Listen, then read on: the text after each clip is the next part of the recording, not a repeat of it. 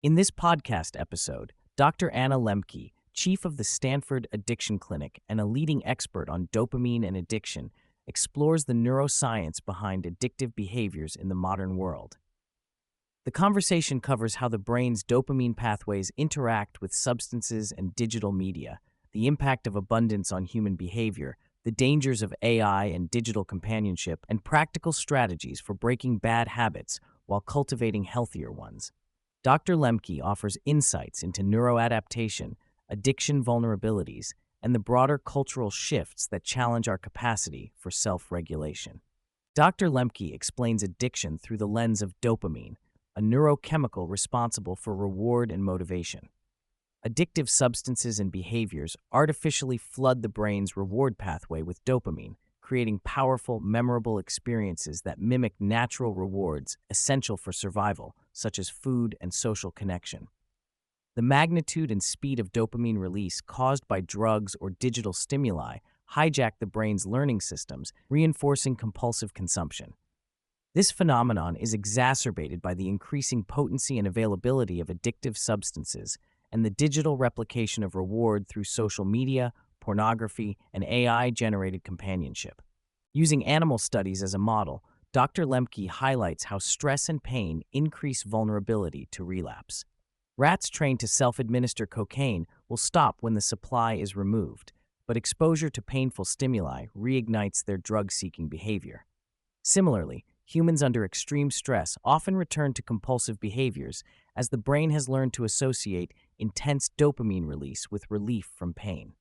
Childhood trauma, environmental stressors, and co-occurring psychiatric disorders like ADHD and anxiety further increase the risk of addiction by altering baseline reward processing and reinforcing self-medication.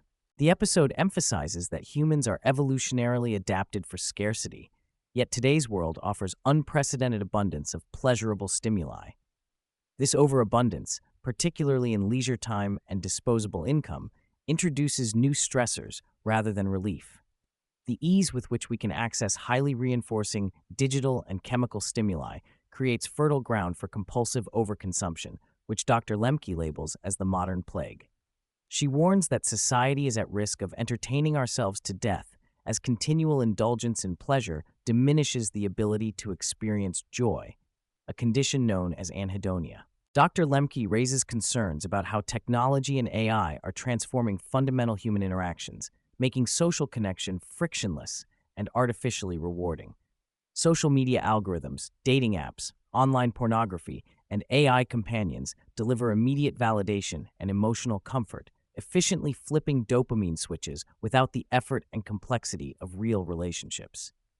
This digital simulation of intimacy can lead to addiction, social isolation, and the erosion of deep interpersonal bonds, especially in younger generations experiencing loneliness and depression. With examples from clinical practice, Dr. Lembke discusses emerging patterns of emotional reliance on AI chatbots for companionship, advice, and validation.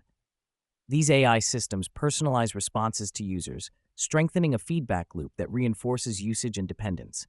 While offering superficial comfort, AI companions fail to fulfill genuine human needs for connection, empathy, and support during crises. The convenience and seductive nature of AI emotional validation threaten to widen social rifts and further disconnect individuals from real-life relationships. At the core of addiction is neuroadaptation, the brain's mechanism to balance dopamine-driven pleasure and pain. Dr. Lembke uses a metaphor of scales shifted by rewards, pleasure, and counterbalanced by rocks, pain, to illustrate how the brain downregulates dopamine receptors after repeated overstimulation. This leads to tolerance, withdrawal symptoms, and a chronic dopamine deficit state, where more of the drug or addictive stimulus is required just to feel normal. The opponent process means pleasure diminishes as pain or discomfort from withdrawal increases, explaining cravings and relapse cycles. Recovery involves abstaining long enough, usually around 4 weeks, for the brain to restore its dopamine balance and neuroplasticity to renew reward sensitivity. The acute withdrawal phase is marked by intense cravings, irritability, and dysphoria, but self-compassion and persistence in this period are critical. Preparation involves identifying the drug of choice, tracking consumption, and using self-binding strategies to create physical and metacognitive barriers against relapse. Moderation may be possible after an initial abstinence period, as neuroplastic changes allow individuals to experience pleasure from healthier sources again. Forming new habits that involve effort, like exercise, requires understanding the delayed nature of reward. Since the immediate experience is often uncomfortable, success depends on pre-planning, activating the prefrontal cortex's capacity for future-oriented thinking, and associating hard tasks with social support or ritual. This forward planning diminishes short-term resistance by making the long-term benefits salient, allowing individuals to endure initial pain while accruing delayed dopamine-driven rewards, such as the runner's high. Habit stacking and accountability also improve adherence. The discussion touches on how addiction diminishes empathy, social engagement, and moral awareness. Intense focus on a drug or addictive behavior narrows priorities, leading to antisocial and even sociopathic behaviors. The dopamine agonists used medically sometimes trigger compulsive behaviors, such as hypersexuality and pathological gambling, underscoring dopamine's role in desire and impulse rather than simple reward. The episode also references dramatic animal experiments showing addiction's capacity to override innate social bonds.